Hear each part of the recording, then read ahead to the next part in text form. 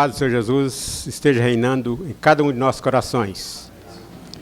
Vamos estar dando início no culto dessa noite. Graças a Deus, o último domingo do ano. Até aqui nos ajudou o Senhor, Amém. Vamos estar fazendo a leitura no livro de Isaías, do profeta Isaías, no capítulo 45, os versículos de 19 a 25. Nosso irmão Everton vai estar acompanhando aí, vamos estar fazendo essa leitura alternadamente.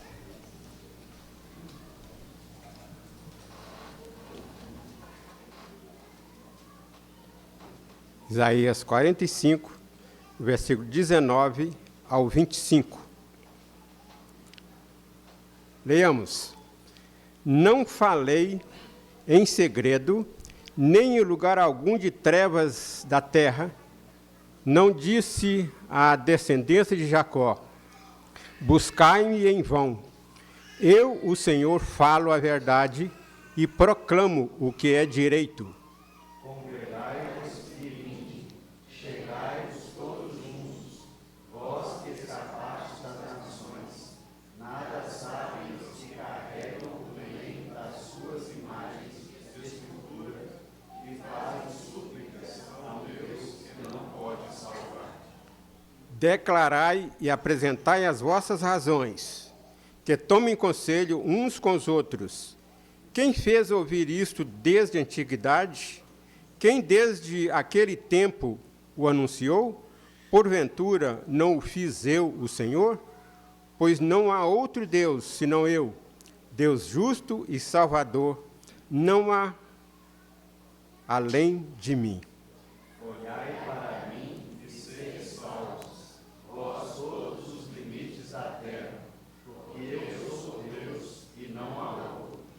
Por mim mesmo tenho jurado, da minha boca saiu o que é justo, e a minha palavra não tornará atrás. Diante de mim se dobrará todo o joelho e jurará toda a língua. De mim se dirá, tão somente do Senhor, a justiça e força. Até ele virão e serão envergonhados todos os que se irarem contra ele. Mas no Senhor será justificada toda a descendência de Israel, e nele se gloriará. Amém. Vamos estar orando. Querido Deus, nosso amado, bendito, eterno Pai que está nos céus. Pai, te somos gratos ao Senhor por esse momento importante que tem nos dado, de como igreja podermos estar reunidos, para juntos aqui estarmos prestando esse culto ao Senhor. Pai, nós desde já te agradecemos pela tua palavra já lida, que o Senhor esteja sempre aplicando a tua palavra em nossos corações. E agora, Pai, quando estamos aqui para apresentar esse culto ao Senhor, nós dependemos totalmente do Senhor para fazermos aqui, neste momento, aquilo que agrada ao Senhor. Que todo o nosso procedimento, todo esse culto seja realmente para a tua honra, para a tua glória e para o teu louvor. Pai, entrega as tuas mãos nesse momento a cada um de nós que já nos encontramos aqui. Eu te peço, esteja preparando nossos corações para estar recebendo a tua palavra e que nesse momento o nosso único objetivo, o nosso único desejo seja engrandecer e exaltar o teu santo nome. Pai, eu te peço todas essas bênçãos humildemente com ação de graça, deixa entregue no precioso nome do Senhor Jesus Cristo, nosso amado, bendito, eterno Salvador, agora e sempre. Amém, Senhor. Nossos irmãos do grupo de música estará dirigindo a igreja com um cântico.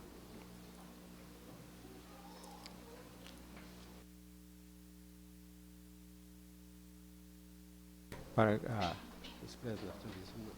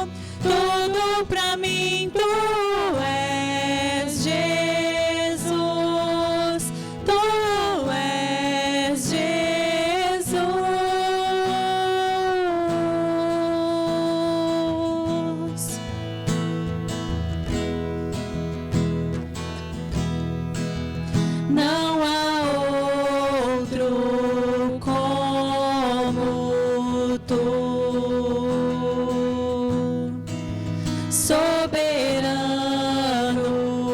e fiel. Não há outro como tu. Reina sobre a terra e céus.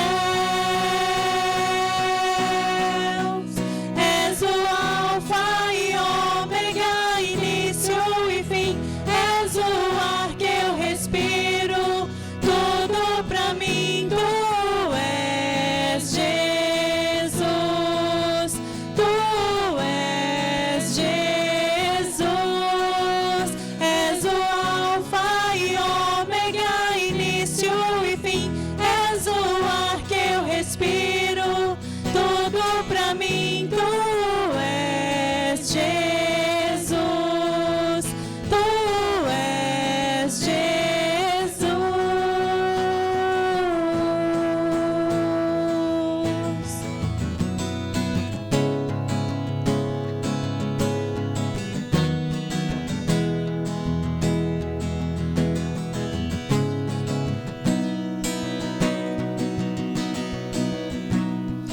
Alfa e Ômega, início e fim, tudo pra mim, tudo pra mim. Alfa e Ômega, início e fim, tudo pra mim, tudo pra mim. Alfa e Ômega, início e fim, tudo pra mim, tudo pra mim. Alfa e Ômega, início e fim, tudo pra mim, tudo. És o Alfa e Ômega, início e fim. És o ar que eu respiro, tudo pra mim. Tu és Jesus, tu és Jesus. És o Alfa e Ômega, início e fim. És o ar que eu respiro, tudo pra mim. Tu és Jesus, tu és Jesus.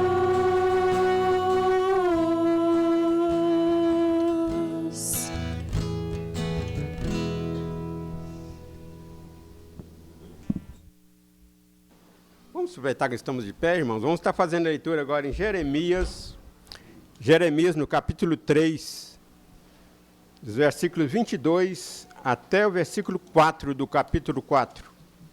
Jeremias, capítulo 3, a partir do 22 até o versículo 4 do capítulo 4. Diz assim a palavra do Senhor: Voltai, ó filhos rebeldes, eu curarei as vossas rebeliões.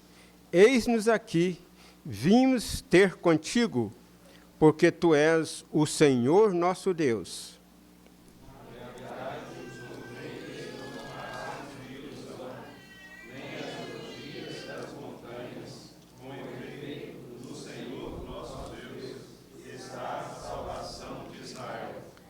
Mas a coisa vergonhosa devorou o labor de nossos pais, desde a nossa mocidade, as suas ovelhas e o seu gado, os seus filhos e suas filhas. Devemos em nossa vergonha e cubra-nos a nossa ignomínia, porque temos pecado contra o Senhor, nosso Deus, nós e nossos pais, desde a nossa mocidade até o dia de hoje, e não temos ouvido a voz do Senhor, nosso Deus. Se voltares, ó Israel, diz o Senhor, volta para mim. Se removeres as tuas abominações de diante de mim, não mais andarás vagueando. Se jurares pela vida do Senhor, em verdade, em juízo e em justiça, então nele serão benditas as nações, e nele se gloriarão. Porque assim diz o Senhor aos homens de Judá e Jerusalém: lavrai para vós outros campos novos e não semeeis entre espinhos. Circuncidai-vos para o Senhor, circuncidai-vos o vosso coração, ó homens de Judá e moradores de Jerusalém, para que o meu furor não saia como fogo e arda, e não haja quem o apague por causa da malícia das vossas obras. Amém. A igreja pode se sentar.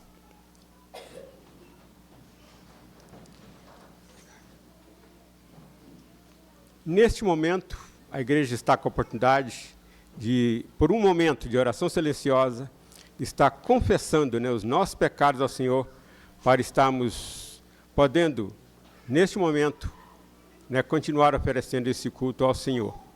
E reconhecendo, né, o nosso estado de miséria, nosso estado de pecado, nós vamos, então, neste momento, estar pedindo ao Senhor que perdoe os nossos pecados e nos santifique, e nos prepare mais para a glória dele. Silêncio, irmãos, para estar orando.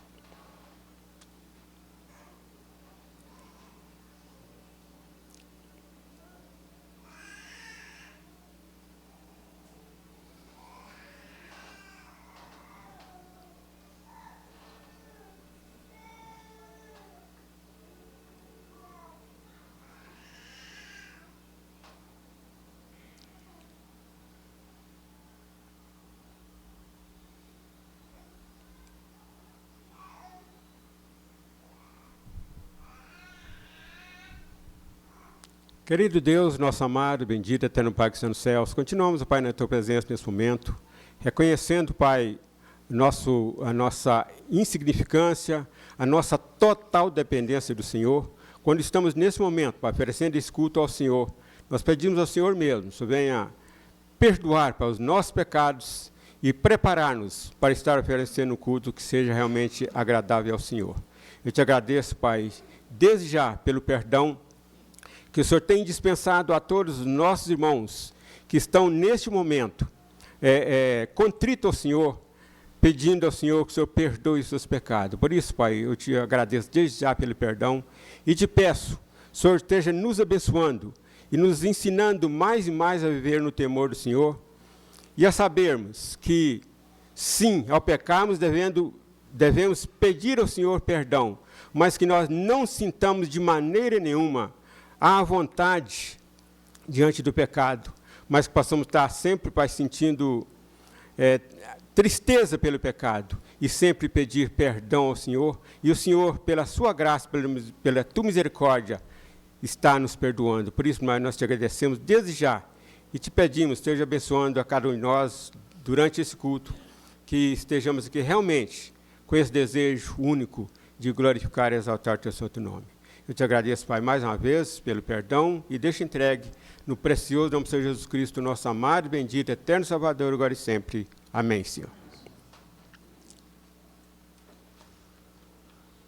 Nesse momento, nós vamos estar fazendo agora a leitura em Romanos capítulo 11, versículo 33 ao 36. Romanos 11, do 33 ao 36.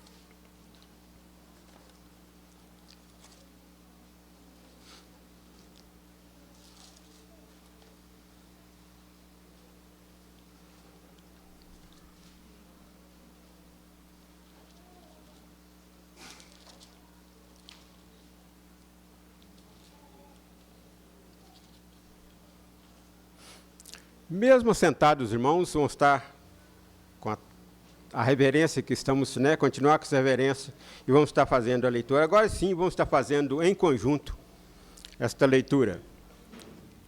Romanos capítulo 11, versículo 33 ao 36. Leamos. Ó profundidade da riqueza, tanto da sabedoria como do conhecimento de Deus! Quão insondáveis são os seus juízos e quão inescrutáveis os seus caminhos. Quem, pois, conheceu a mente do Senhor? Ou quem foi o seu conselheiro? Ou quem primeiro deu a ele para que lhe venha a ser restituído? porque dele e por meio dele e para ele são todas as coisas. A ele, pois, a glória eternamente. Amém. Amém, Senhor. Nesse momento, nosso grupo de música vai estar conduzindo a igreja com mais 2 corinhos, 2 cânticos. E os nossos irmãos, no segundo cântico, estará com a oportunidade para estar trazendo seus dízimos e suas ofertas e colocando aqui no gasofilácio.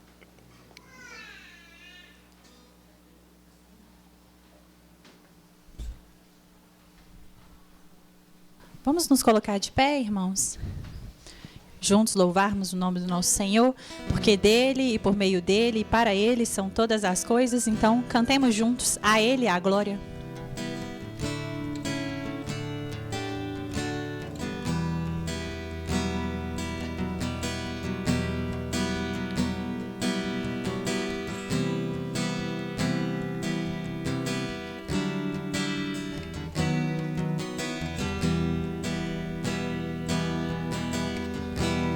Porque dele, por ele, para ele são todas as coisas.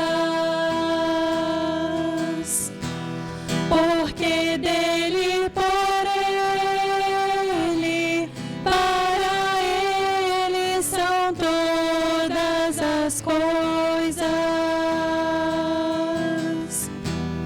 Porque dele, por ele, para ele são todas as coisas.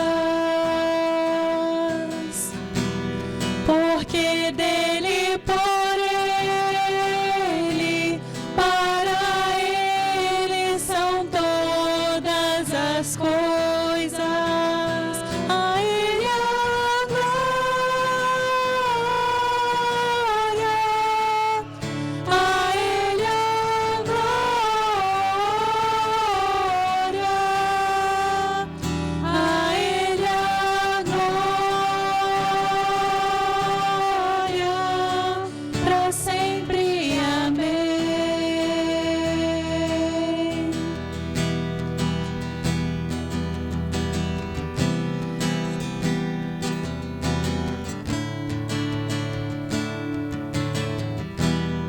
Quão profundas riquezas o saber e o conhecer de Deus.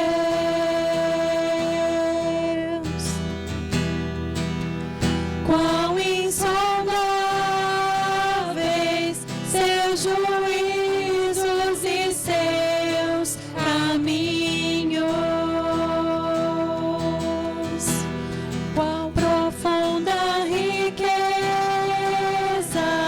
o saber e o conhecer de Deus.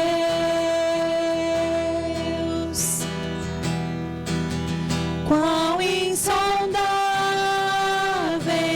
seus juízos e seus caminhos. A ele a glória,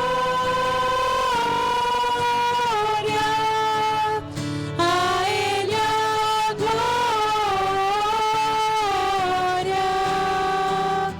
a ele a glória, para sempre. Amém.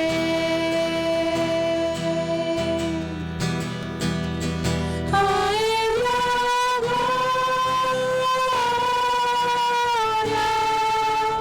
a ele a glória,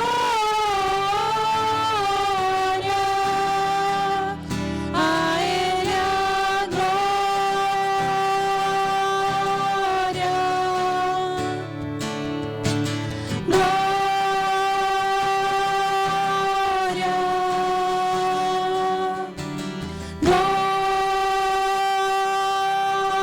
glória, para sempre. Amém.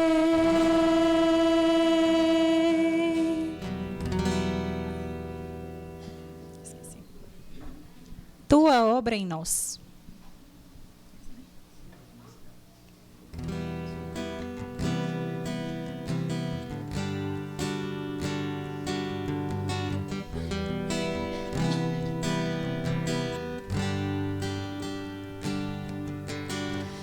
Vejo que não sou quem eu devo ser, mas por tua mão já não sou quem fui.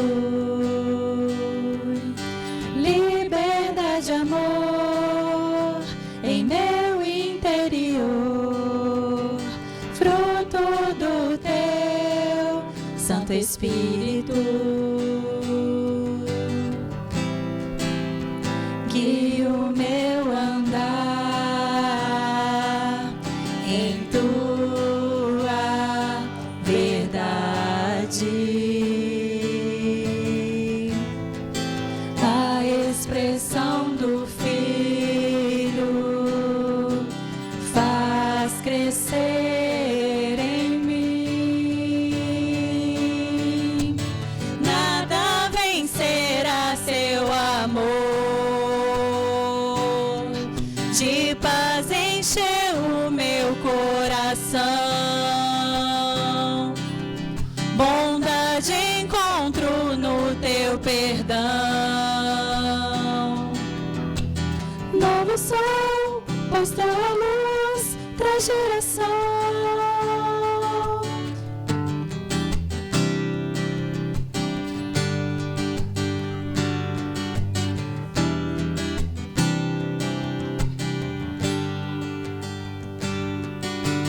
Vejo que não sou quem eu devo ser, mas por tua mão já não sou quem fui. Liberdade, amor em meu interior, fruto do teu Santo Espírito. Guie o meu andar em tua verdade. A expressão do Filho faz crescer em mim. Nada vencerá teu amor. De paz encheu o meu coração. Bondade encontro no teu perdão. Novo sol, pois tua luz traz geração. E pra tua igreja servir, ver tua face no meu irmão, contemplar tua obra em nós, até o fim permanecer em teu amor.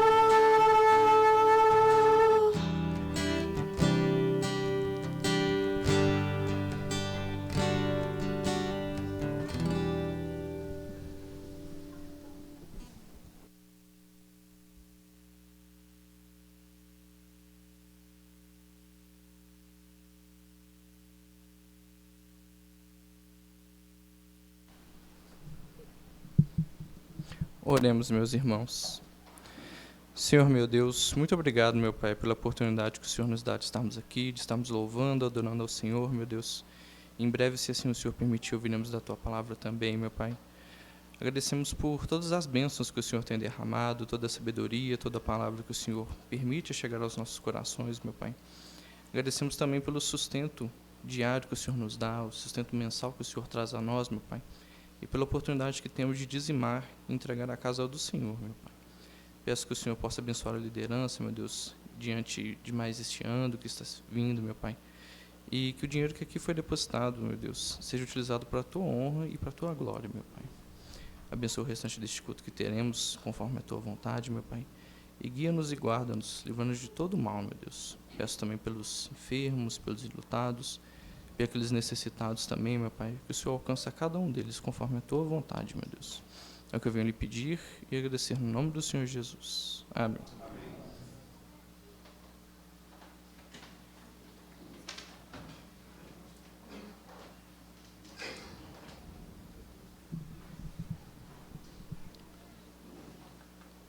Irmãos, agora vamos estar fazendo a leitura da pergunta 151, e a resposta vai ser dividida em 4 parágrafos, né, pastor?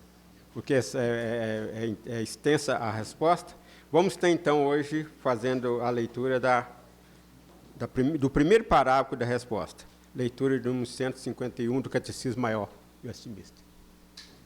Leamos.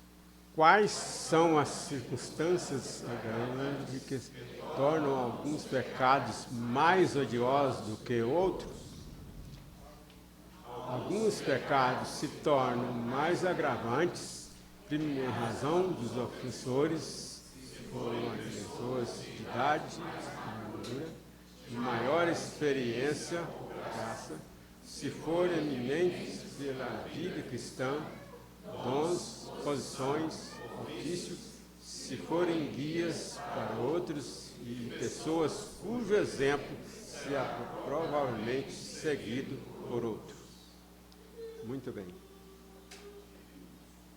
Irmãos, o mensageiro dessa noite será o nosso irmão presbítero André Felipe, o nosso seminarista desta igreja, com todo o prazer da igreja de ter ele como seminarista. Ele estará trazendo o recado do Senhor para a igreja nessa noite.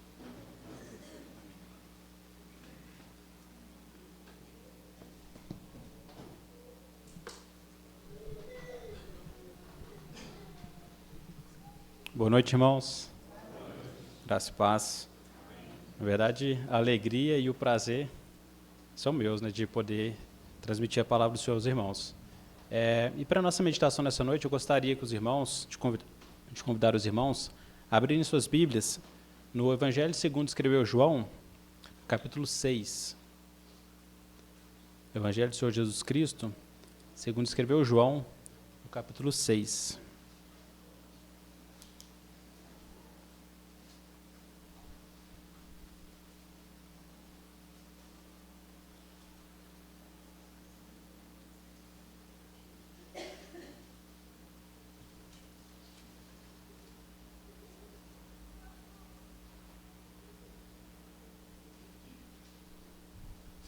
Evangelho do Senhor Jesus Cristo, segundo escreveu João, capítulo 6. Vou pedir que os irmãos acompanhem, eu farei essa leitura sozinho mesmo. No dia seguinte, a multidão que ficara do outro lado do mar notou que ali não havia senão um pequeno barco e que Jesus não embarcara nele com os seus discípulos, tendo estes partido sós.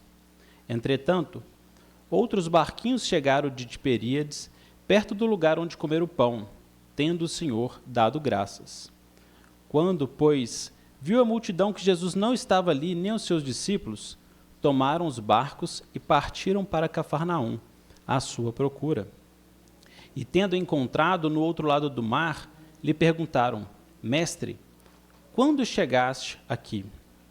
Respondeu-lhe Jesus: em verdade vos digo, vós me procurais não porque vistes sinais, mas porque comeste dos pães e vos fartastes.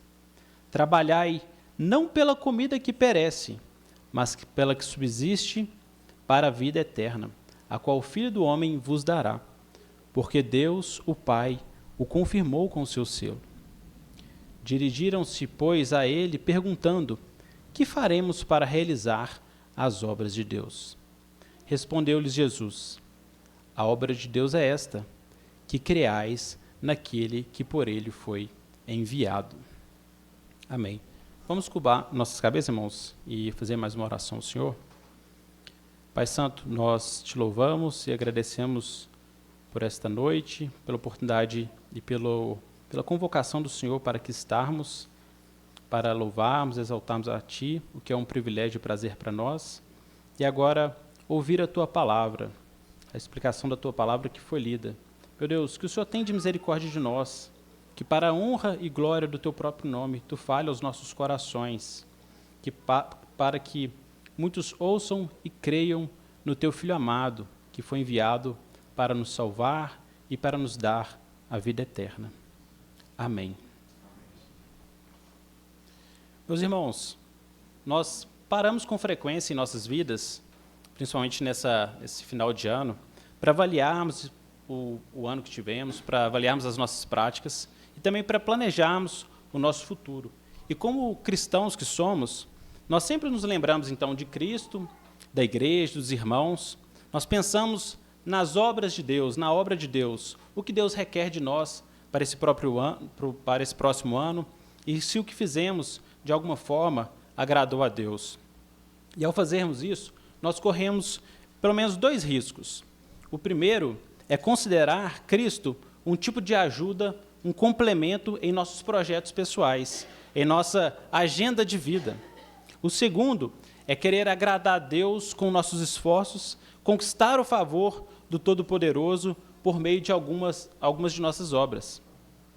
No texto que lemos, em João 6, do versículo 22 ao versículo 29, a multidão que seguia a Cristo, ela é acusada destes 2 erros pelo próprio Senhor Jesus, que além de lhes repreender, também revela que, primeiramente, muito mais do que um instrumento ou uma parte de nossas vidas, o Senhor Jesus, ele precisa ser a nossa própria vida, a vida eterna.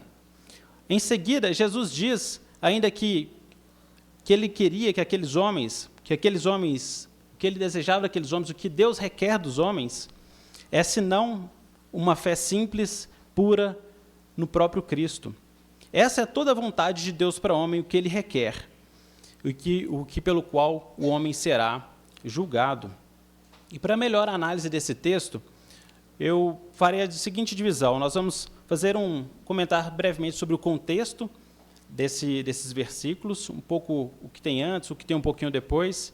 Em seguida, nós falaremos sobre o primeiro problema, a solução dele, e o segundo problema, então, finalizaremos. Com relação ao contexto desses versículos que lemos, no capítulo 6, logo no início, no versículo 1 ao 15, nós temos a multiplicação dos pães e peixes. Jesus, ao dar graças ao Pai, ele faz com que 5 pães de cevada e 2 peixes fartem uma multidão de 5.000 homens, sem contar as mulheres e as crianças que estavam ali.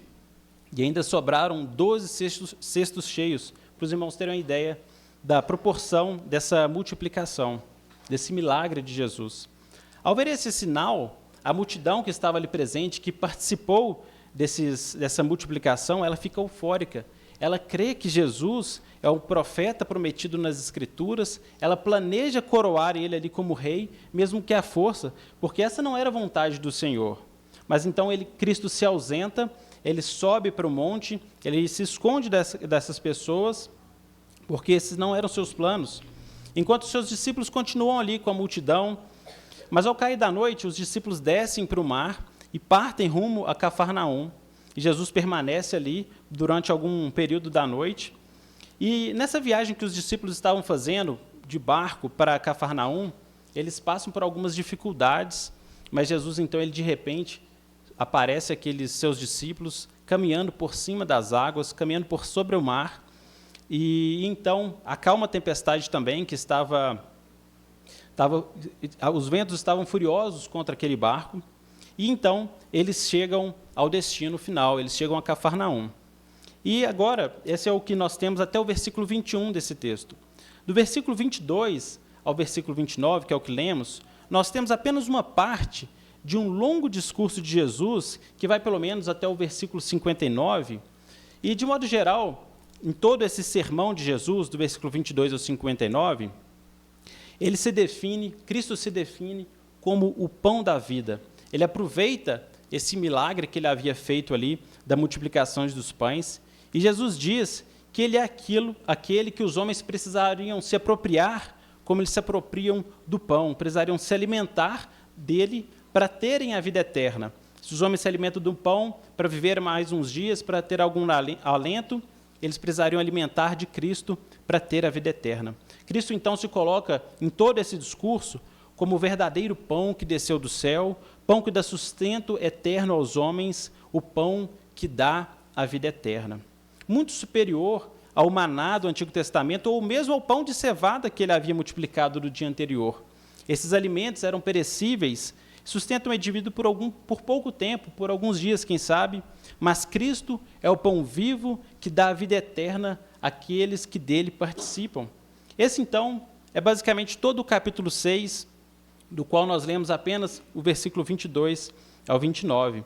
Jesus ele se coloca, então, como a solução para o problema da morte, quando ele diz que ele é o pão que dá a vida eterna, que é o grande problema dos homens. Meus irmãos, esse então é resumidamente todo o capítulo 6, e nós voltaremos agora para os versículos que nós lemos e faremos reflexões sobre esse texto. Do versículo 22 ao 24, nós temos o seguinte, eu vou pedir que os irmãos mais uma vez acompanhem em suas Bíblias, nós lerei outra vez, e os irmãos podem acompanhar. Versículos 22 ao 24 a princípio.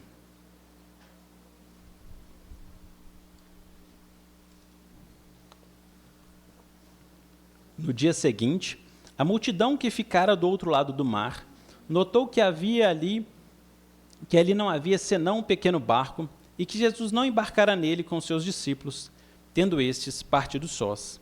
Entretanto, outros barquinhos chegaram de Tiberíades, perto do lugar onde comeram pão, tendo o Senhor dado graças. Quando, pois, viu a multidão que Jesus não estava ali, nem os seus discípulos, tomaram os barcos e partiram para Cafarnaum à sua procura.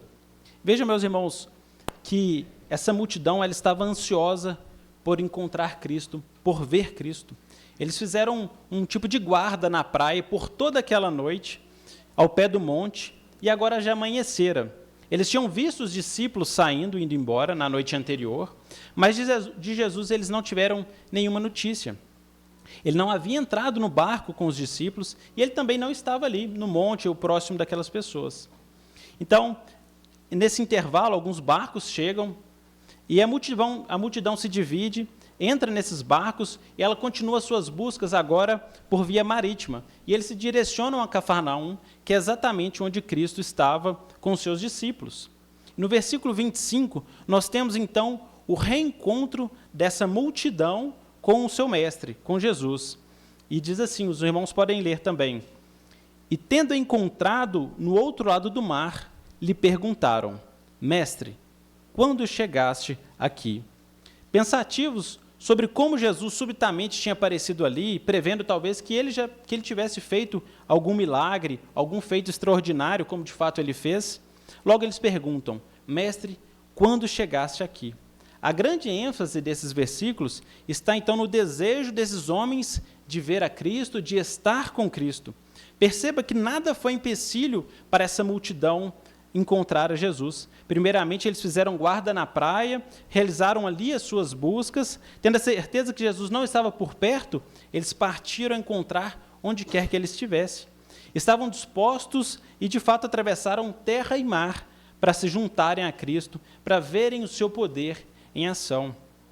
Quando esses homens chegam a Cafarnaum, talvez mesmo dos barcos, eles já tenham visto Cristo, descido então ansiosos, eufóricos, empolgados por concluírem ali o seu objetivo, tiveram êxito no seu objetivo de encontrar a Jesus, então eles logo fazem a pergunta, Mestre, quando chegaste aqui? Meus irmãos, em nossos dias, essa parece ser a realidade de grande parte da população brasileira. Vejam que há igrejas por toda parte, elas estão cheias, e nós notamos até mesmo algum tipo de engarrafamento, um pouco antes do horário do culto e um pouco depois. Nós descemos a Senador Levindo Coelho ali, o trânsito é um pouco complicado nesses horários, porque é justamente o horário que as pessoas saem da igreja e estão na rua. Segundo os dados do IBGE de 2022, a nossa cidade, Belo Horizonte, 80% das pessoas se dizem cristãs, e dessas, 30% se declaram evangélicas. Vejam bem, 80% da nossa cidade são milhões de pessoas. Essa é uma multidão, inclusive, muito maior do que a multidão que estava seguindo Cristo naquele momento. E no dia a dia, seja em nossas famílias, no trabalho, na igreja, no mercado, na academia, onde você estiver, e perguntar e conversar com as pessoas sobre religião, sobre fé, de modo geral, as pessoas se declararão cheias de fé, tementes a Deus, zelosas, elas declararão um amor a Jesus, uma consideração por Cristo, se identificarão como seguidoras do Senhor Jesus, sendo Ele, então, para essas pessoas, para essa grande multidão, um grande mestre, um exemplo ou alguma coisa do tipo. Dessa forma, repare, então, que a grande semelhança entre as multidões que seguiam Cristo em seu ministério terreno e as multidões que declaram seguir a Cristo hoje, após a sua ascensão. Mas agora, voltando ao texto, vejamos o versículo 26 e 27, que é quando Jesus responde, então, ao que eles haviam questionado, né, quando chegaste aqui. Vejam o versículo 26 e 27, o que Jesus responde a eles. Em verdade vos digo, vós me procurais, não porque vistes sinais, mas porque comestes pães e vos fartastes. Trabalhai não pela comida que perece, mas pela que subsiste para a vida eterna, a qual o Filho do Homem vos dará, porque Deus, o Pai, o confirmou com seu selo. Que quebra de expectativa, meus irmãos. Jesus não responde a pergunta deles diretamente. Inclusive, essa até seria uma boa oportunidade para Cristo falar um pouco mais do seu poder, contar a maravilha que ele acabara de operar ali, pisando sobre as águas, atravessando o mar, acalmando a tempestade. Essa seria uma boa oportunidade, se ele quisesse contar isso àquelas pessoas. Mas Jesus, ele não está preocupado com isso, ele não está preocupado em falar o que as pessoas querem ouvir. Ele fala o que elas precisam ouvir, ele fala o que aquela multidão precisava ouvir. Vejam ainda que Cristo, ele chama atenção para o que ele vai dizer, usando a expressão em verdade, em verdade. Essa expressão literalmente poderia ser também amém, amém. Cristo sempre faz isso quando ele quer chamar a atenção do ouvinte para o que ele vai dizer. Nós podemos dividir essa resposta de Jesus em duas. Primeiro, ele aponta o problema, em seguida, ele fala da solução desse problema. A primeira parte é, então, vós me procurais, que seria o problema, vós me procurais, não porque vistes sinais, mas porque comeste dos pães e vos fartastes. E a segunda parte é todo o versículo 27. Mas nessa primeira parte, Cristo expõe o que levava o povo a procurá-lo. Ele expõe que o que levava o povo a procurá-lo era pecaminoso. Buscavam Cristo, mas pelos motivos errados. Eles tinham fé, mas era uma fé distorcida. O interesse deles era puramente material, físico, passageiro, transitório. Há um detalhe interessante, Jesus disse que eles o buscavam não porque viram sinais, mas por causa do pão. Porém, eles viram os sinais, usufruíram do milagre que Jesus operara e o seguiam justamente por isso. É o que nós podemos ler no versículo 2, do mesmo capítulo 6. Voltem uma página, vamos ler o versículo 2, o motivo pelo qual a multidão seguia Cristo.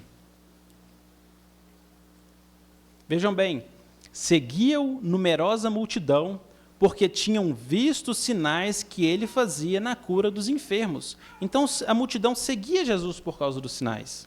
Ou ainda, olhem os versículos 14 e 15, que já até, inclusive, mencionei eles aqui hoje. Versículo 14. Vendo, pois, os homens o sinal que Jesus fizera, disseram, este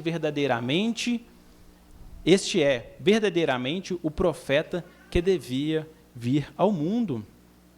Eles seguiam a Jesus justamente por causa dos sinais. O que Jesus quis dizer, então, com essa frase? Vocês me seguem não por causa dos sinais, não porque viram sinais. O Senhor Jesus, ele se expressa dessa maneira, querendo dizer que a multidão não entendeu a realidade espiritual para a qual o sinal apontava.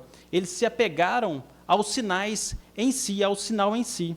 Todo sinal, ele tem essa perspectiva, o milagre tem essa perspectiva. Ele aponta para algo além da realidade material. É dito que os sinais são como janelas pelas quais nós podemos observar a realidade espiritual. Lembrem-se, meus irmãos, de Deuteronômio 8, versículos 1 a 3, quando o próprio Deus fala sobre a travessia do deserto e especialmente do maná, que foram sinais para aquele povo. Aqui o interessante é notar como Deus, ele menciona o sinal e a interpretação do sinal, como uma prova, que todo sinal tem ele deve abrir os nossos olhos para uma realidade espiritual e maior.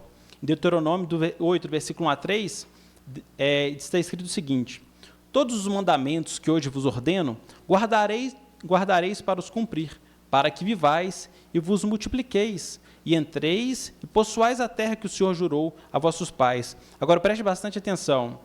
E te lembrarás de todo o caminho pelo qual o Senhor teu Deus te guiou no deserto esses 40 anos, para te humilhar, para te provar, para saber o que estava no teu coração, se guardaria os seus mandamentos ou não. Ele te humilhou e te deixou ter fome e te sustentou com maná, que tu não conhecestes, nem teus pais o conheceram. Olha só, então agora ele interpreta isso, para te dar a entender que o homem não viverá só de pão, mas de tudo o que sai da boca do Senhor viverá o homem.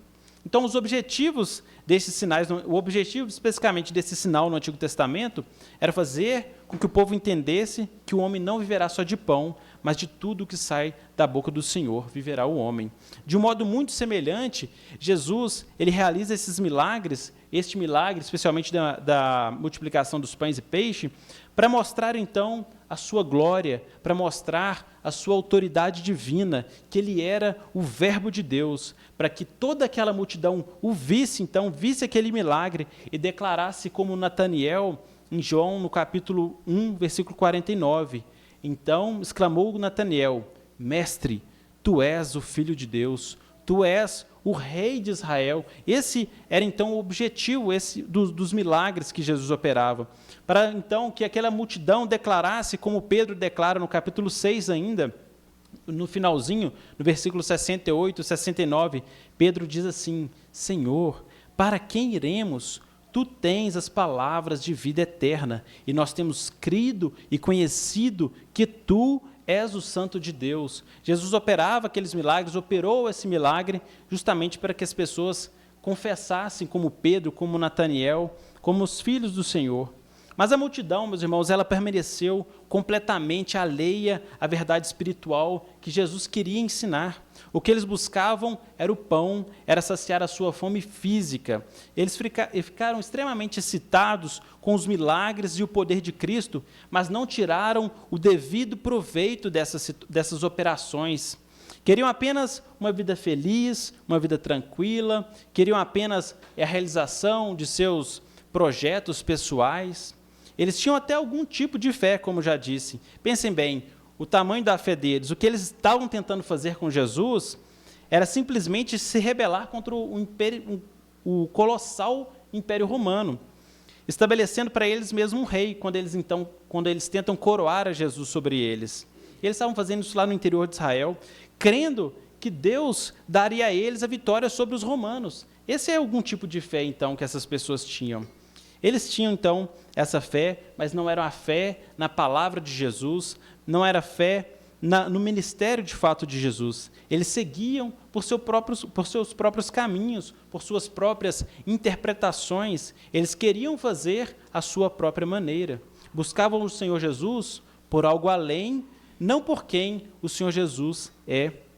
E como eu já mencionei, não difere muito da nossa geração, da multidão que nos cerca. Ainda hoje, esse grande número de pessoas que diz seguir a Jesus, o faz à sua maneira, do seu próprio jeito. Declaram fé, declaram muita fé, mas uma fé que as Escrituras desaprovam completamente. Muitos nem sequer vão à igreja. Eles se sujeitam à autoridade, não se sujeitam, então, a essa autoridade constituída pelo Senhor na igreja. Outros até vêm à igreja, mas por motivos egoístas, para obter o favor, prosperidade e a proteção de Deus. Talvez porque aqui seja um ambiente ideal para criar os filhos, para estabelecer relacionamentos, namorar, casar. Aqui talvez possamos ter vínculos mais próximos, pessoas mais equilibradas. Eles usam então Cristo como um instrumento, como um meio, como aquela multidão também fazia. Em alguns casos, é mero costume também. Nós, os que sempre, ou pelo menos aqueles que sempre foram à igreja desde pequeno, nós nem sabemos, na verdade, o que fazer no domingo se não vir na igreja. Parece estranho ficar em casa no domingo à noite, então esse se torna um motivo para vir à igreja. É uma distração, é um rolê, como se diz, mas um pouco para sair de casa. Cristo se torna, então, apenas um algo a mais para a multidão de nossos dias também.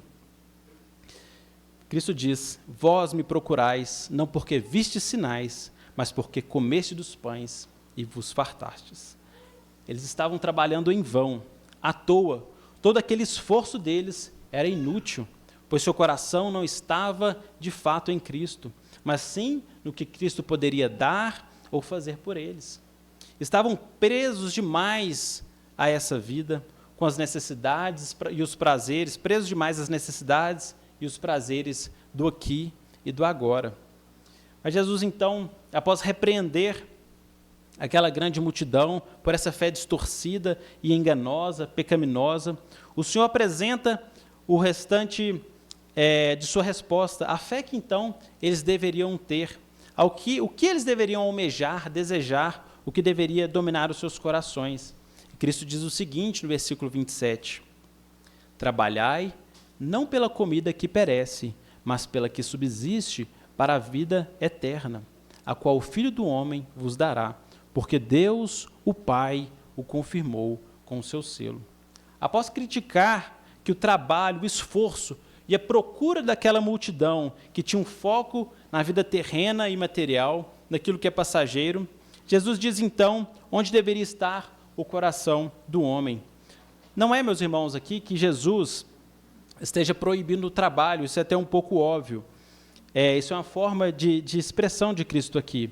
Mas é que os discípulos eles devem priorizar receber a Cristo ou de Cristo aquilo pelo qual ele veio dar, que é a vida eterna. Afinal, meus irmãos, o que adianta ter o que comer e beber, viver uma vida aqui na terra livre, uma vida próspera, se a morte chegar? Se ela está à nossa espreita, o que adianta tudo isso? O real problema do homem é a morte. Esse é o problema que, nesse texto, Cristo garante que ele resolve. O que adianta, meus irmãos, usufruirmos de todos os benefícios que Cristo ou que a igreja tem para nos oferecer, se nós não usufruímos do dom da vida eterna? Tudo isso passa e simplesmente acabou todos aqueles benefícios. Cristo estabelece, meus irmãos, aqui, que o que deveria arder, então, no coração dos discípulos era um desejo pela vida com Deus, pela vida eterna com Deus. E essa vida só Cristo pode dar. Afinal, essa foi a missão que Deus deu a ele para cumprir. E Deus, quando ele se encarnou, quando ele desceu, esteve aqui conosco, essa foi a sua missão, e Cristo, Deus, selou a ele com o seu selo, confirmando assim esse seu ministério. Então, esse é o primeiro problema e a solução deste primeiro problema. E agora nós chegamos ao segundo problema. Vejam bem, no versículo 28, os irmãos podem acompanhar que, então, após Cristo dizer essas coisas para aquela multidão que estava eufórica, dizer que todo o trabalho deles era vão, eles perguntam o seguinte, então, para Jesus: que faremos para realizar as obras de Deus? Eles entenderam bem as palavras de Cristo, já que todas aquelas ações deles não tinham valor. Mas então, eles pensaram: o que nós temos que fazer então? Já que tudo isso que nós temos feito é vão, é inútil. O que nós temos que fazer? Eles entenderam bem o que Jesus falou. O que eles não entenderam é sobre a graça.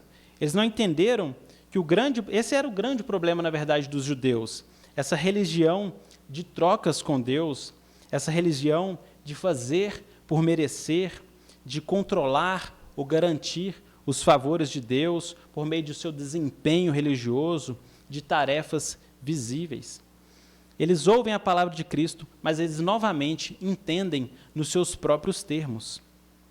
Nesse ponto, eles cometem um erro muito semelhante àquele que o jovem rico comete em Mateus 16. Ele achava, aquele jovem rico, que ele era perfeito no cumprimento de toda a lei de Deus. E aqui essas pessoas fazem a mesma coisa, elas confiam nas suas próprias forças, elas acham que elas podem, então, herdar o reino dos céus, quando elas perguntam, então, o que é a obra de Deus, para que nós o façamos, então?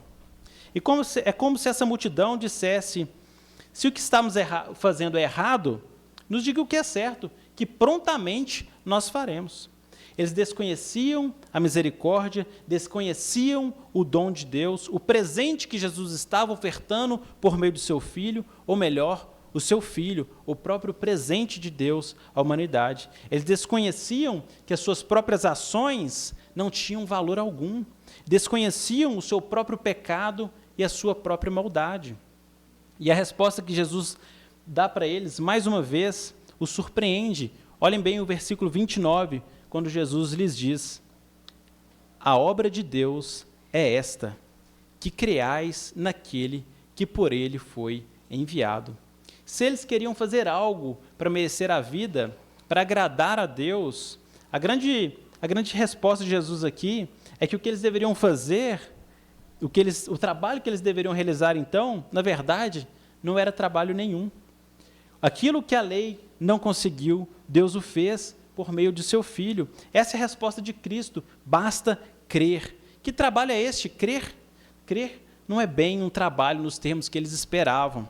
Crer, meus irmãos, é aceitar o unigênito de Deus. Crer é confiar no trabalho de Deus e do seu Filho. Crer é receber o dom de Deus sem nenhum merecimento. Crer é se render, então, ao Senhor Jesus Cristo. Mas essa resposta, ela humilha aquela multidão e ela nos humilha também hoje, porque eles se achavam autossuficientes para herdar a vida, para solucionar o problema de suas vidas. Mas a verdade é que o verdadeiro problema do homem, o homem é completamente incapaz de resolver. E a única solução, o que resta então, o único remédio para isto é acreditar em Jesus, o Filho de Deus. Essa mensagem, ela é encontrada aqui, mas em várias outras partes das Escrituras.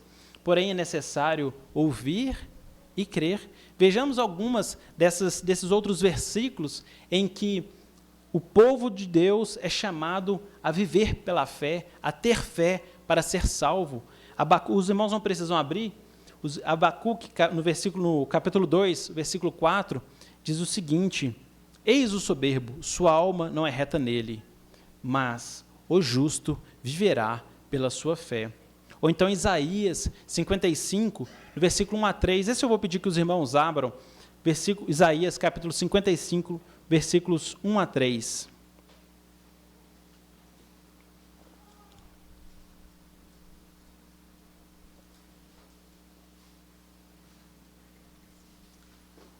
Isaías 55, capítulo 55, versículos 1 a 3.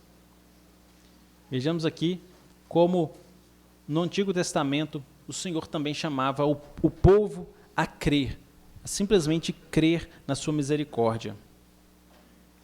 Isaías 55, versículos 1 ao 3. Ah, todos vós, os que tendes sede, vinde às águas, e vós, os que não tendes dinheiro, vinde, comprai e comei. Olhe bem isso, meus irmãos, comprar sem dinheiro. Isso não é nem impossível no nosso mundo, né? Na forma como nós fazemos. Mas é isso que Deus chama o povo dele a fazer, pela fé. Vinde e comprai e comei. Sim, vinde e comprai e comei sem dinheiro, sem preço, vinho e leite. Por que gastais o dinheiro naquilo que não é o pão, naquilo que não é o pão verdadeiro, naquilo que não dá a vida eterna? E o vosso suor naquilo que não satisfaz? Ouvi-me atentamente, comei o que é bom, e vos deleitarei com finos manjares. Inclinai os ouvidos e vinde a mim, ouvi, e a vossa alma viverá, porque convosco farei uma aliança perpétua, que consiste nas misericórdias prometidas a Davi. Estava tudo prometido já. Comprai sem dinheiro, não se gastem naquilo que não é pão vivo e verdadeiro. Confiai nas misericórdias de Deus. Confiai, então, nesse alimento verdadeiro que é dado por Deus. Já no Novo Testamento, o apóstolo Paulo também faz afirmações muito semelhantes. Em Romanos, no capítulo 9, versículo 16, ele diz assim: assim, pois, não depende de quem quer ou de quem corre, mas de Deus usar a sua misericórdia. Não depende do trabalho humano, todo o trabalho ele é de Deus, e Cristo nos convida a dar crédito à voz de Deus, a dar glória a Deus e a depender somente de Deus.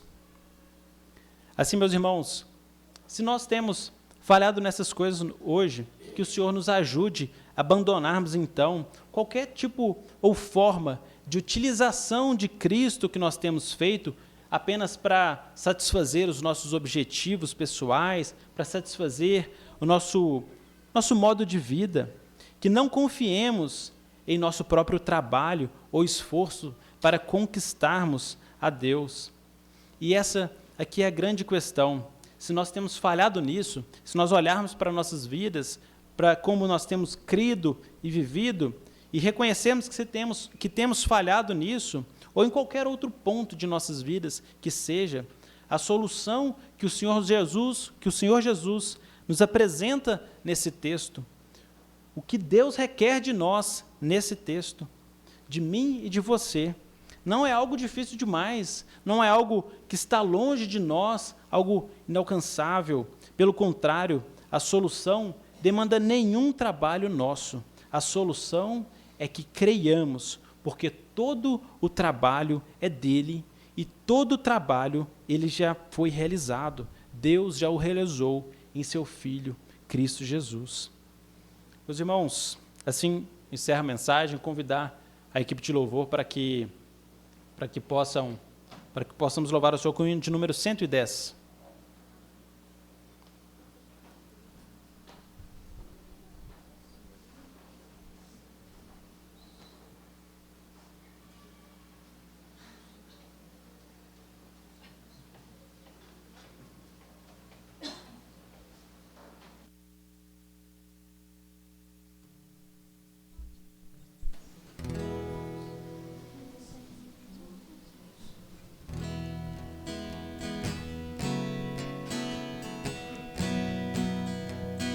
Vamos nos colocar de pé, irmãos?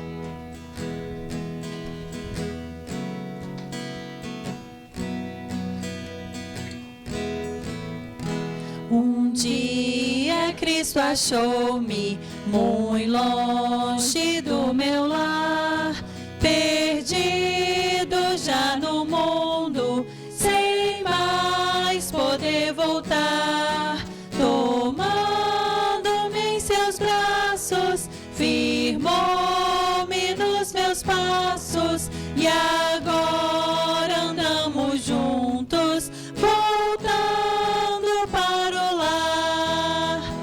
A presença de Jesus enche o coração de luz, muito preciosa fica e também mais rica esta vida com Jesus. Passamos pelo vale a fim de me provar, em meio a densas trevas que impedem meu andar. Não há nenhum perigo, pois já está comigo o excelso companheiro, voltando para o lar. A presença de Jesus enche o coração de luz, muito preciosa fica e também mais rica essa vida com Jesus.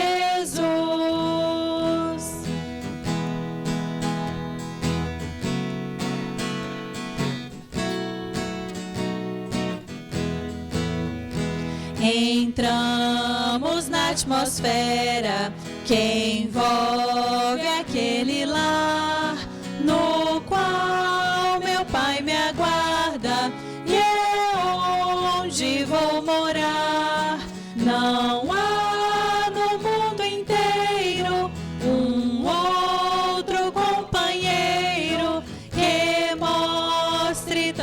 zelo, voltando para o lar. A presença de Jesus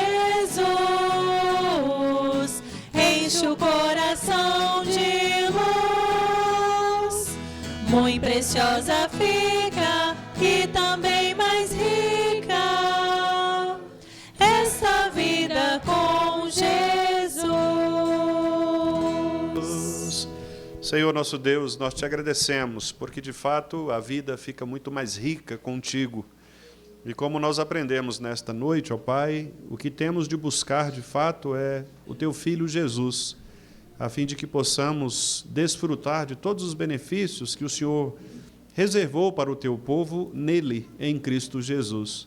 Que o Senhor nos ajude, Pai, a não usarmos o teu Filho como ferramentas, instrumentos ou métodos, mas que possamos, de fato, descansar o nosso coração nele, sabendo que nele reside toda a plenitude e nele todas as coisas subsistem.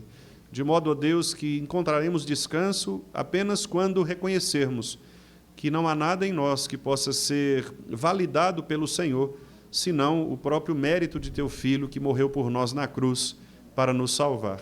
Que o Senhor nos ajude a realizarmos esta grande obra do Senhor, que é crer no Senhor por meio de Cristo Jesus, o teu Filho. Que nós saibamos, ó Deus, que muito embora recebamos do Senhor todos os demais benefícios, como a comida, a bebida e as outras coisas para a nossa vida comum, não são estas coisas que nos fazem, de fato, salvos, mas somos salvos, ó Deus, pela graça do Senhor, que foi aplicada a cada um dos nossos corações pela fé que o Senhor mesmo produziu, de modo que assim nos tornamos justificados diante de Ti e agora podemos, ó Deus, com muita alegria e gratidão no nosso coração, receber do Senhor aquilo que de fato nos importa, que é a salvação em Cristo Jesus, o nosso Salvador e Senhor. Que o Senhor, então, continue nos abençoando. Muito obrigado pela vida do irmão André, que nos trouxe, ó Deus, esta palavra tão preciosa nesta noite. Que a Tua graça, ó Deus, continue assistindo a vida do Teu servo, que ele continue, ó Deus, neste caminho de preparação, de estudos, e que, de fato, ó Deus, possa cada vez mais tornar-se um mensageiro fiel, pregador fiel da Tua palavra, um despenseiro, ó Deus, dos tesouros do Senhor, para que por meio dele, Pai, como instrumento Teu, a Tua igreja seja edificada. Obrigado, ó Deus, pela vida de todos os irmãos que aqui estão. Muito obrigado, ó Deus, porque o Senhor nos tem guardado de todo mal.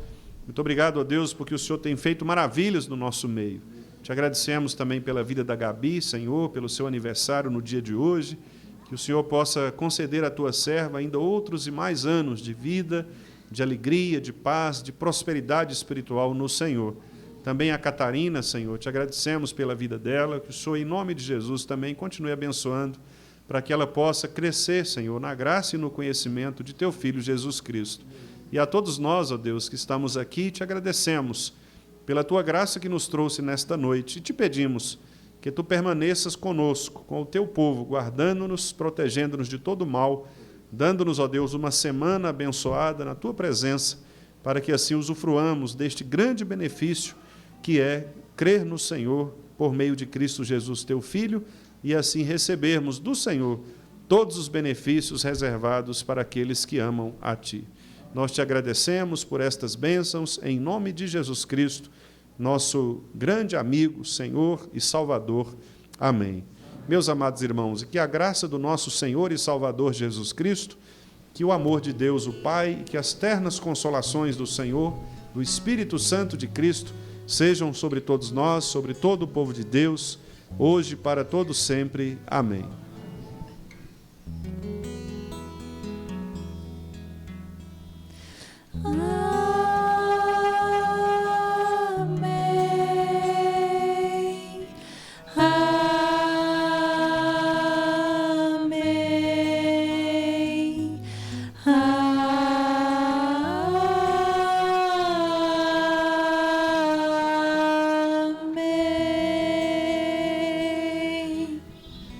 Amém, meus irmãos. Podem se assentar.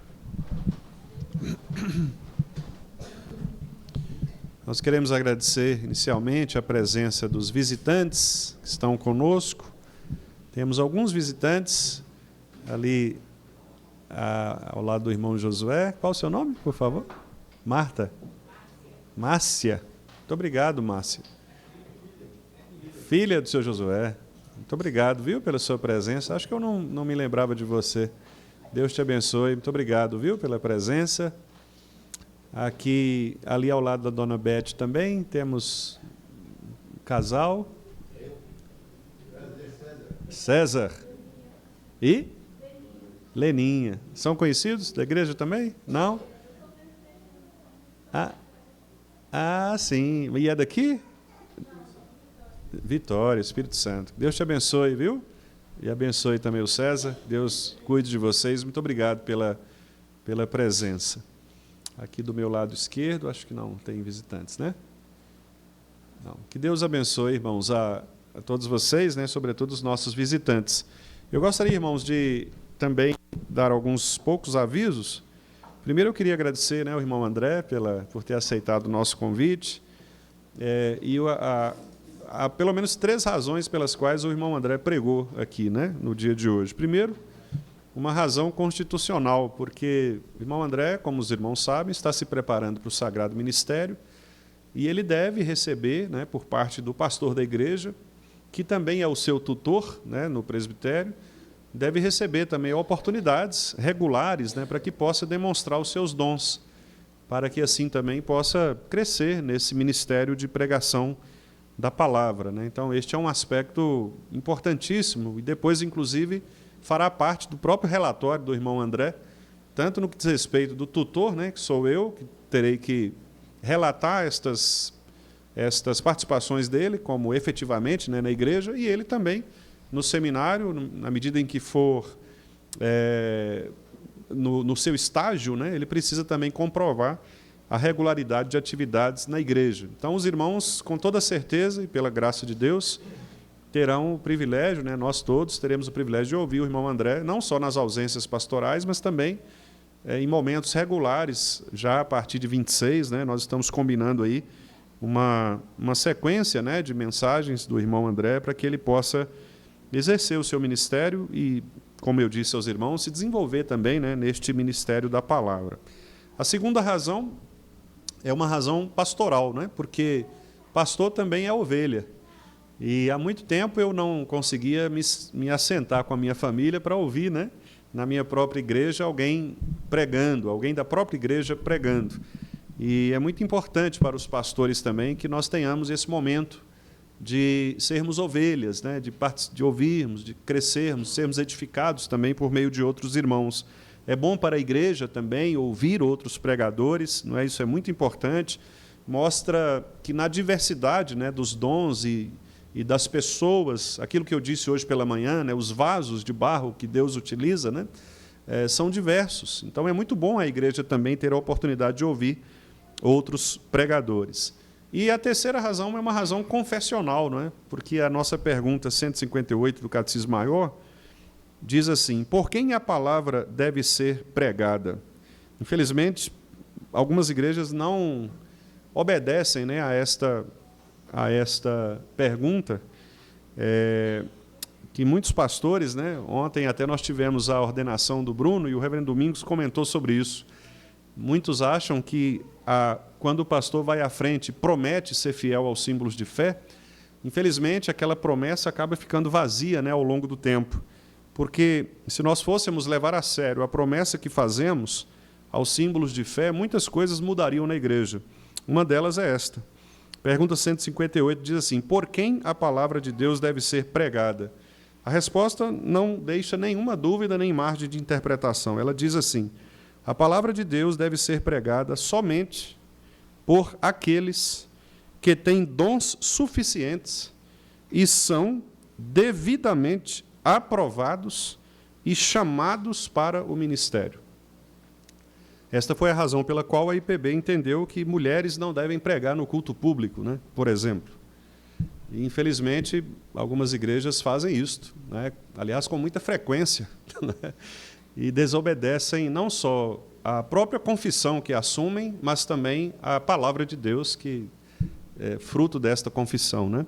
Então, quem deve pregar? Aqueles que são chamados para o ministério da palavra. E quem são estes? Os presbíteros da igreja, que, como nos ensina Timóteo e Tito, né, Paulo a eles, são aptos ou devem ser aptos para ensinar, né? Então, os presbíteros estão capacitados para isso. O irmão André tem as duas qualificações. Ele é presbítero, portanto, pastor da igreja também, e é um candidato ao sagrado ministério para o presbiterato docente, não é? Então, ele está fazendo isso não só pela sua condição de seminarista, mas também pela sua condição de presbítero desta igreja. Então, nós devemos ouvi-lo, né, não só como um aluno de seminário, mas como um dos nossos pastores. Eu costumo dizer, e digo isso para os irmãos do conselho, né, que os presbíteros são pastores auxiliares, não é? Todos os presbíteros são pastores auxiliares, que de fato devem colaborar com o ministério pastoral e devem fazer isso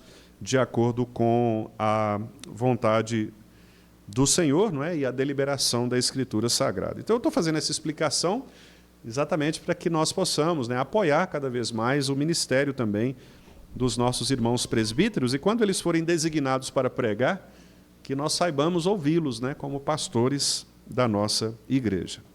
Meus irmãos, o outro aviso, eu o fiz pela manhã, mas farei agora também, em razão de que alguns irmãos não estavam aqui pela manhã, eu adquiri de maneira como oferta, né, para a nossa igreja, este pequeno livreto, é um opúsculo, né, um livretinho, escrito pelo conhecido pastor Paul Washer.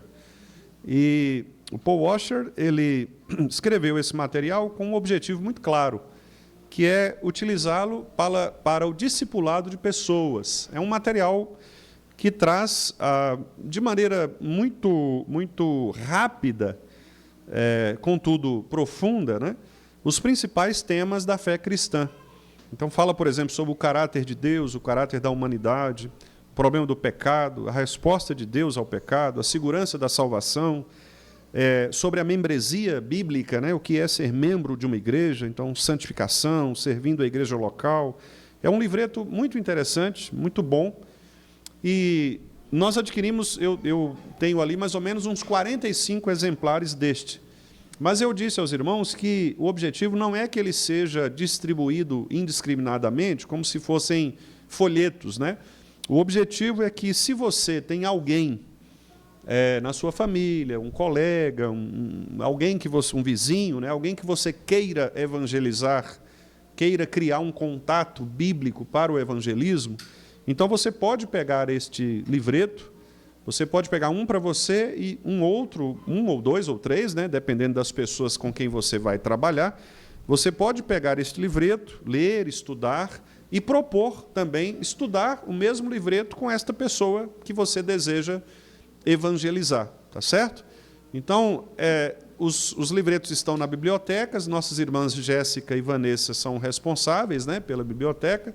Então, se você tiver interesse, basta você falar com uma delas e solicitar, né? Você pode pegar um para você e pode pegar um outro para a pessoa com quem você quer manter este contato evangelístico, ok? Então, espero, né, que alguns irmãos aceitem este desafio, né, que é um desafio missionário, né? E, como eu disse certa vez lá no grupo de nossa igreja, devemos orar para que Deus traga mais pessoas para a nossa igreja. E isso só será possível por meio do evangelismo intencional, que é o discipulado, não é? Que é quando você escolhe alguém e você investe naquela pessoa para que aquela pessoa aceite o evangelho de Cristo Jesus. E este é um material muito bom para este tipo de trabalho. Fácil de ser lido, com muitas referências bíblicas, profundo, bíblico, não é? Porque é muito seguro. Então, é um material que, de fato, vale a pena a leitura e o investimento. Quero mais uma vez também avisar aos irmãos em relação à nossa questão financeira, né, da tesouraria. O nosso irmão presbítero Emerson, que é o tesoureiro, pediu à igreja que evite, nesses momentos agora, especialmente nestas primeiras semanas de janeiro, de fazer ofertas e dízimos por meio do Pix.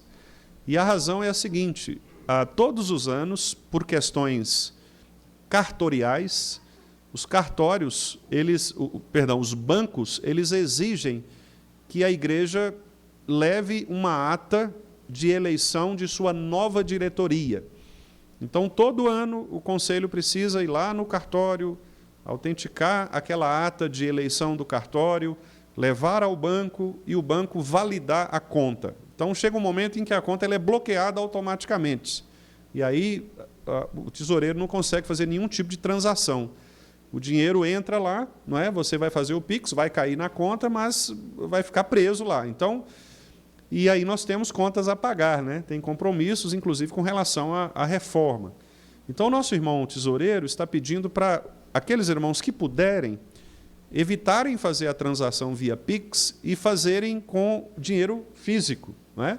Que hoje praticamente ninguém tem mais, mas, de qualquer maneira, né, é um pedido aí que a gente solicita aos irmãos, se você puder sacar o dinheiro no banco, como eu brinquei pela manhã, se você tiver dinheiro guardado debaixo do colchão, né, pegue também ali o dinheiro físico, né, e deposite no gasofilácio o dinheiro físico, tá certo? Se você não tiver este recurso e talvez tiver uma outra possibilidade, converse com o irmão Emerson antes de fazer a sua transferência Pix, né? Porque é muito importante isso, porque senão, como eu disse aos irmãos, as contas vão chegar e o dinheiro vai ficar retido, né? Nós não vamos ter como pagar essas contas.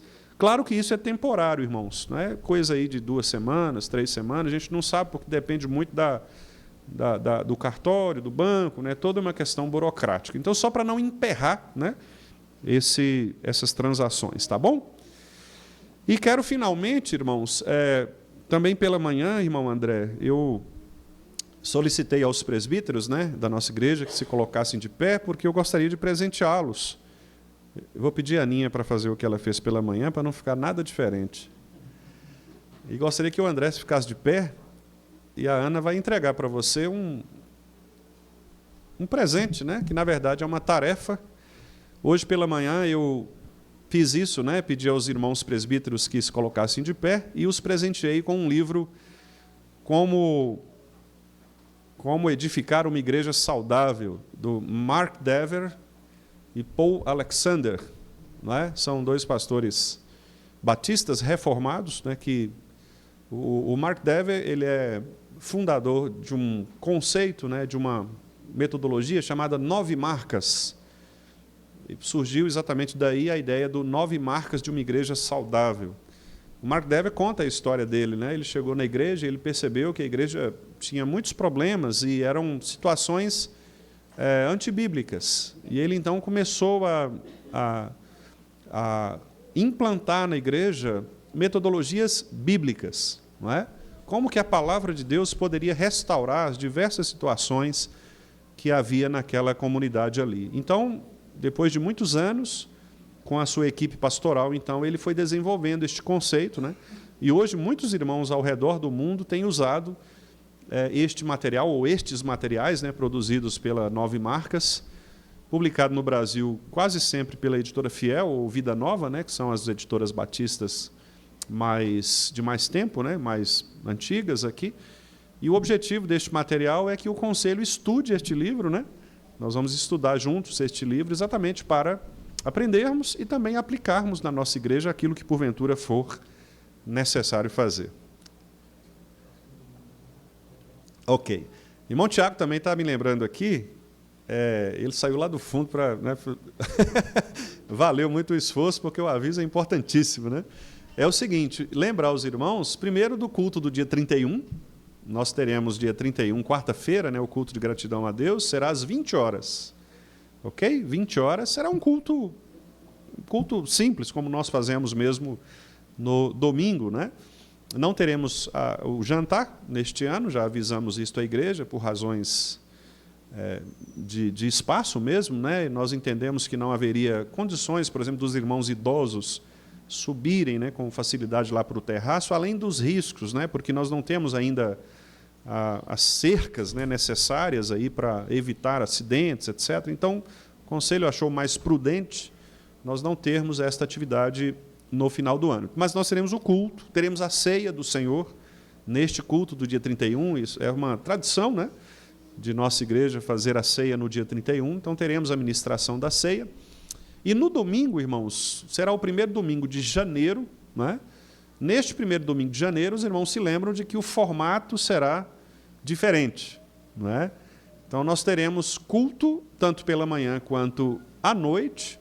Não teremos, durante o mês de janeiro, a escola dominical, não teremos. Será um descanso, né, para os professores, inclusive o pastor, né, que é professor dos adultos e jovens, né, também não teremos a escola dominical, mas teremos culto, tá certo? Em todos os domingos de janeiro, teremos culto de gratidão a Deus. E o horário é que é a grande mudança, não é? Porque nós vamos reduzir em meia hora o início, antecipar, né, em meia hora o início dos trabalhos, tanto pela manhã quanto à noite. Então, pela manhã será 8h30, e à noite será 18h30, tá certo? Então, já a partir do próximo domingo, 8h30 pela manhã e 18h30 à noite, né? Ou vespertino, né? Vesperata.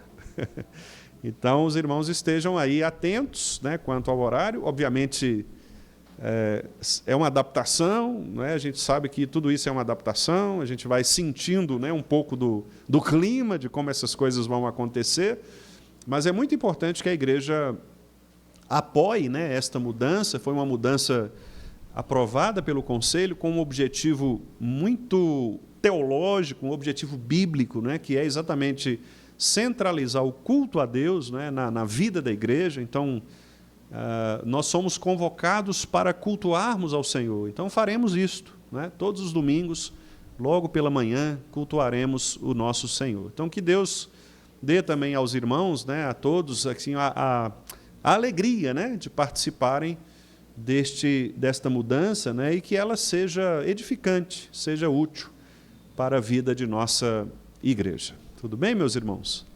Bom, depois de todas esses avisos, né? Mais algum aviso? Algum irmão queira? Talvez eu tenha me esquecido. Não, né? Ok, então eu vou convidar o irmão André e o presbítero Edson para cumprimentarmos os irmãos lá à porta, né? E que Deus abençoe a todos. Tenhamos todos um excelente restante de noite, né? E uma excelente semana.